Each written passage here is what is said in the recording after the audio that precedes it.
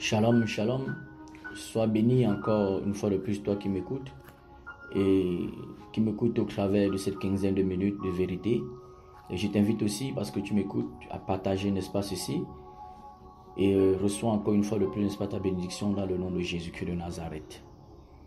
Le Seigneur nous dit dans sa parole, dans 1 Corinthiens chapitre 1, verset 8, « Il vous affermira aussi jusqu'à la fin, pour que vous soyez irréprochables au jour de notre Seigneur Jésus-Christ de Nazareth. » Le jour du Seigneur, nous le savons, c'est ce que nous attendons. Nous attendons l'enlèvement de l'Église. Ce jour où le Seigneur viendra chercher son Église. C'est ce jour-là, c'est pour ce jour que nous devons, n'est-ce pas, nous préparer. Parce que la Bible dit, par le Saint-Esprit, que le Seigneur Jésus-Christ viendra chercher une Église sans tache, ni rite, ni rien de semblable. Une église hors de la compromission, hors, n'est-ce pas, du péché. Une église vivant dans le monde, mais ne se conformant pas au monde. Alléluia, mais ne se conformant pas au monde. Une église qui a gardé la foi en son initiateur, qui est Jésus-Christ de Nazareth, le bâtisseur et le concepteur de l'église. C'est pourquoi le Seigneur lui-même dit, quand il reviendra, est-ce qu'il trouvera, n'est-ce pas, la foi, n'est-ce pas, sur la terre. C'est pourquoi le Saint-Esprit dit ici au verset 8 de 1 Corinthiens que il viendra nous prendre dans une posture où nous ne sommes pas coupables d'un quelconque péché. Dans une posture où nous serons irréprochables. Les enfants véritables de Dieu seront trouvés dans une posture irréprochable vis-à-vis du péché, face vis-à-vis de la compromission, n'est-ce pas, de ce monde. Il dit, il vous affermira jusqu'à la fin. Et lorsque vous allez lire le verset 9, il est dit que Dieu est fidèle. Il dit que Dieu est fidèle pour nous affermir. Il a dit qu'il va nous affermir et il va prendre le soin, n'est-ce pas, de nous affermir. Parce que le but de nous affermir, c'est que nous soyons trouvés par lui irréprochables.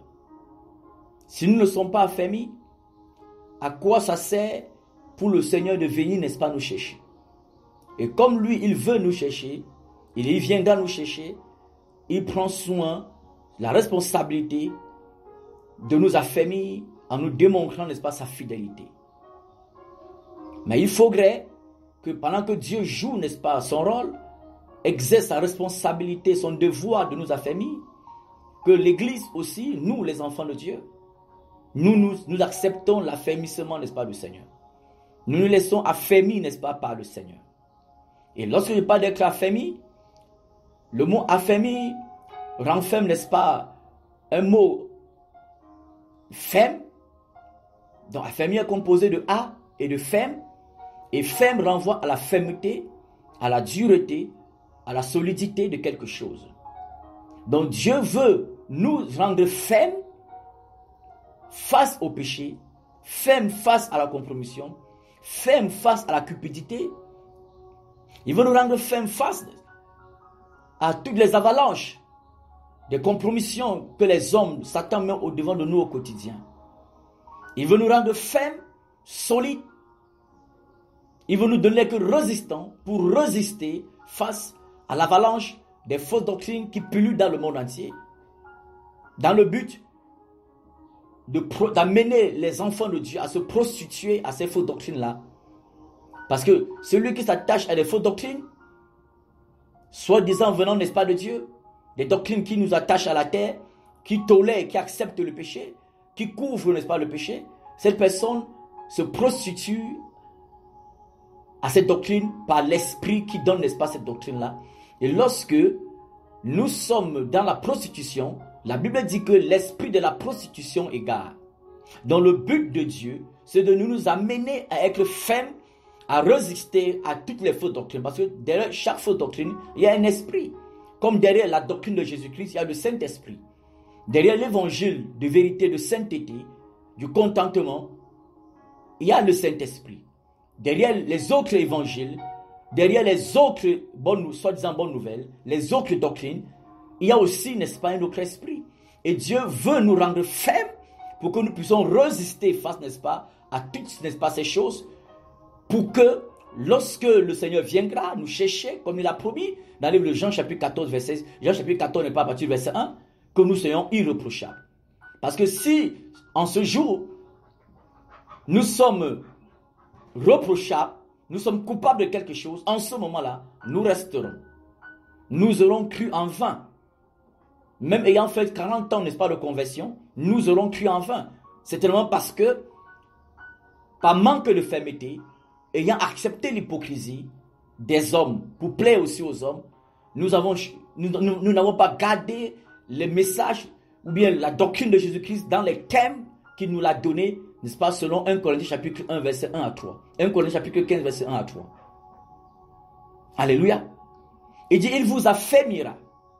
Et je veux nous rappeler, chers frères, chères sœurs qui m'écoutez, que presque tout est déjà mis en place. Nous sommes dans minuit moins pour que la trompette sonne. Donc nous devons nous préparer à rencontrer Jésus-Christ. Et il y a deux grandes réalités, n'est-ce pas, qui nous guettent. Il y a la réalité de la mort et il y a la réalité, n'est-ce pas, de l'enlèvement de l'Église. Pour nous, c'est une réalité. Pour nous, la mort est une réalité. Il faudrait que devant l'une comme l'autre, nous soyons irréprochables. Voilà pourquoi le Seigneur dit par la bouche de Daniel que c'est ceux qui connaîtront les dieux qui agiront avec fermeté. Et voilà, ceux qui connaîtront les dieux agiront avec fermeté. Donc pour agir avec fermeté, il faut connaître, n'est-ce pas, Dieu. Et comment connaître Dieu? Connaître Dieu, c'est connaître Dieu au travers de sa parole. Comment connaître Dieu? C'est avoir les bonnes dispositions de cœur pour accepter tout ce que Dieu, n'est-ce pas, nous donne. Que cela nous plaise ou pas. Parce qu'avec les bonnes dispositions de cœur, Dieu nous amène, n'est-ce pas, à entrer, n'est-ce pas, dans ses profondeurs par son esprit pour mieux le connaître. Et plus tu connais Dieu, plus tu es aguerri tu es aguerri à tenir face, tu es aguerri à tenir ferme face au péché, face aux compromissions, face à l'idolâtrie, face à la cupidité, face à l'orgueil, n'est-ce pas, de ce monde, face à l'impudicité, à l'adultère, n'est-ce pas, de ce monde. Mais si tu ne connais pas Dieu de manière croissante, tu stagnes dans la connaissance que tu as de Dieu, tu ne tiendras pas ferme, n'est-ce pas, jusqu'au bout. Parce que le but de Dieu, ce n'est pas de nous affermir pour un jour, pour 2 jours. Mais c'est de nous affermir, comme on l'a lu ici, jusqu'à la fin. Jusqu'à la fin. Voilà pourquoi la Bible dit, la fin d'une chose vaut mieux que son commencement. Le mot affermir ici nous rappelle encore quelque chose. Nous enseigne encore quelque chose. Affermir signifie rendre quelque chose difficile à ébranler. Rendre quelque chose difficile à ébranler. Et ceux qui veulent être irréprochables au jour du Seigneur doivent être des personnes inébranlables. Des personnes que le péché ne les commande plus. Le péché ne dicte plus des lois, n'est-ce pas, dans leur cœur, dans leur vie. Les sentiments de haine, de colère, les sentiments de péché, les sentiments, les pensées de jalousie, de rivalité,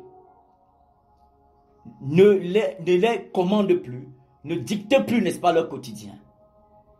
Mais si tu n'es pas affermi, pour toi il sera facile que tu sois ébranlé, facile que tu sois cassé, facile que tu tombes.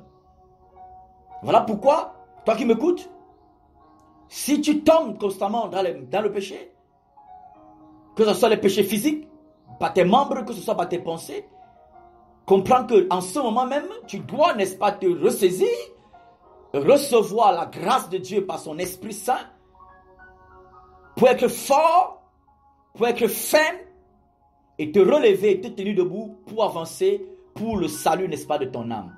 Au nom de Jésus-Christ de Nazareth. Alléluia. Le Seigneur dit, il nous a fermis pour que nous soyons irréprochables au jour du Seigneur. Dieu peut nous affermir au travers, n'est-ce pas, de sa parole. De sa parole véritable. Pas de la parole de Dieu qui a été diluée, qui a été tronquée, torpillée. Pas la parole de Dieu qui est remplie par des révélations qui viennent de toutes les parts, n'est-ce pas, des pensées, n'est-ce pas, des hommes. Pas la parole de Dieu telle que nous l'avons reçue par la bouche, n'est-ce pas, de ses serviteurs. les apôtres et les prophètes de l'agneau, Jésus-Christ de Nazareth. Dieu nous a fermis par sa parole. Dieu nous a fermis par sa parole. Il nous a fermis par les épreuves. Parce que dans la parole de Dieu, il y a les épreuves. La Bible dit, nous avons été appelés, n'est-ce pas, à souffrir à cause de notre foi en Jésus-Christ de Nazareth. Parce qu'on va refuser, tu vas refuser le péché. À cause de cela, tu pourras souffrir. Parce que tu vas refuser de mentir, tu vas souffrir. Tu vas refuser d'avorter, tu vas refuser de forniquer, tu vas souffrir. Mais c'est une bonne souffrance parce que la Bible dit, si tu souffres à cause de Jésus-Christ, c'est-à-dire à cause de la vérité, pas parce que tu t'es ingéré dans les affaires d'autrui, pas parce que tu as volé, tu as menti, tu t'es masturbé, tu as forniqué, sache que la gloire de Dieu repose sur ta tête. Et si la gloire de Dieu repose sur ta tête, frère, soeur, mon ami, tu es un béni de l'Éternel. Tu marcheras et tu atteindras, n'est-ce pas, ta destinée, n'est-ce pas, sur la terre avec Jésus-Christ de Nazareth avant de quitter la terre. Alléluia. Dieu nous a fermis par les épreuves. Dieu nous a fermis par sa parole. Il nous a fermis par les épreuves. Il nous a fermis en passant par des hommes, en passant par des femmes, en passant par les circonstances, n'est-ce pas, de la vie. Cela signifie que nous devons être attentifs en toutes circonstances, en toutes choses. C'est pourquoi ça dit veiller et de prier. Veiller, n'est-ce pas, et de prier. Il a demandé de veiller. Il a dit de veiller, d'être prudent, pour savoir et comprendre l'orientation que le Seigneur, n'est-ce pas, veut nous donner de prendre dans les moments que nous traversons ou que nous allons traverser plus tard. Alléluia. Le Seigneur dit, mon frère, il va nous affermir jusqu'au bout. Il va te rendre ferme, te rendre inébranlable. Quand tu seras face au péché, le péché va frapper sur toi et va tomber au sol. Quand la séduction viendra devant de toi, la séduction, n'est-ce pas, sur ton passage va s'écarter de ton chemin. Lorsque les condamnations, n'est-ce pas, des hommes, les malédictions des hommes, les pieds des hommes viendront sur ton chemin, tu seras inébranlable. Tu seras inébranlable. Lorsque les gens s'asserront, n'est-ce pas, dans des sectes pernicieuses, au pied des marabouts, n'est-ce pas, dans les lieux de sacrifices, pour confesser ton nom, pour ta malédiction, pour ta condamnation, tu seras inébranlable. Lorsque les hommes, n'est-ce pas, diront les choses méchantes contre ta personne pour te tuer, tu continueras, n'est-ce pas, à abonder, n'est-ce pas, de vie. Et la vie va davantage, n'est-ce pas, couler sur toi et couler, n'est-ce pas, sur tout ce qui, n'est-ce pas, t'appartient. Tout ce que tu fais n'est pas de tes mains. Mais il faudrait que nous acceptions, tu acceptes, mon frère, ma soeur, de te laisser affermir tous les jours. Dieu a décidé de t'affermir. Toi, accepte que Dieu t'affermisse tous les jours. Pas t'affermir selon ce que tu veux, pas t'affermir selon la direction que tu t'imposes toi-même, parce que tu n'es pas ton berger toi-même. Si tu es enfant de Dieu, tu es né de Jésus-Christ, le berger de ton âme, c'est Jésus-Christ de Nazareth. Donc tu dois laisser que ce berger n'ait pas te conduise sur le chemin de ton affermissement, pour te rendre inébranlable, pour que tu sois difficile à ébranler. Que lorsque les tempêtes vont souffler, lorsque les séductions viendront, lorsque les épreuves viendront, lorsque la condamnation, les rejets, n'est-ce pas, les hommes viendront, que tu sois inébranlable. Tu gardes les yeux focus sur Yeshua Mashiach, les yeux focus, n'est-ce pas, sur l'enlèvement de l'église. Alléluia. Lorsque les fausses doctrines viendront, lorsque les doctrines mensongères viendront, les doctrines qui viendront, n'est-ce pas, à aimer le monde comme Dieu, à aimer le monde autant que tu es appelé à aimer Dieu, tu vas rejeter, n'est-ce pas, cela, parce que tu ne peux pas aimer le monde au même pied que Dieu. Et déjà même ça dit, celui qui aime le monde est ennemi, n'est-ce pas, de Dieu. Donc tu ne peux pas te comporter selon le monde et prétendre, n'est-ce pas, demeurer, n'est-ce pas, résistant face au péché. C'est impossible. C'est impossible. Tu es séduit par le monde. Tu es séduit par le monde. C'est pourquoi le Seigneur nous interpelle en cette quinzaine de minutes, n'est-ce pas, de vérité, que nous nous laissions affermir, n'est-ce pas, par lui. Par sa parole, au travers de sa parole, au travers des épreuves, au travers des hommes, des frères et des sœurs en Jésus, au travers des prédicateurs véritables. Je dis les prédicateurs véritables, pas des prédicateurs qui vous affermissent selon, n'est-ce pas, les règles, n'est-ce pas, de la dénomination, mais les prédicateurs qui se donnent d'être les instruments de l'Éternel pour, n'est-ce pas, être les instruments pour que les âmes soient parfaitement affermies selon, n'est-ce pas, la volonté de Dieu. Alléluia. Tu dois te laisser affermir par la parole de Dieu. Pas des frères, pas des sœurs. Pas, n'est-ce pas, des conducteurs, des leaders que Dieu met autour de ton chemin. Mais les leaders véritables, les conducteurs véritables. Alléluia.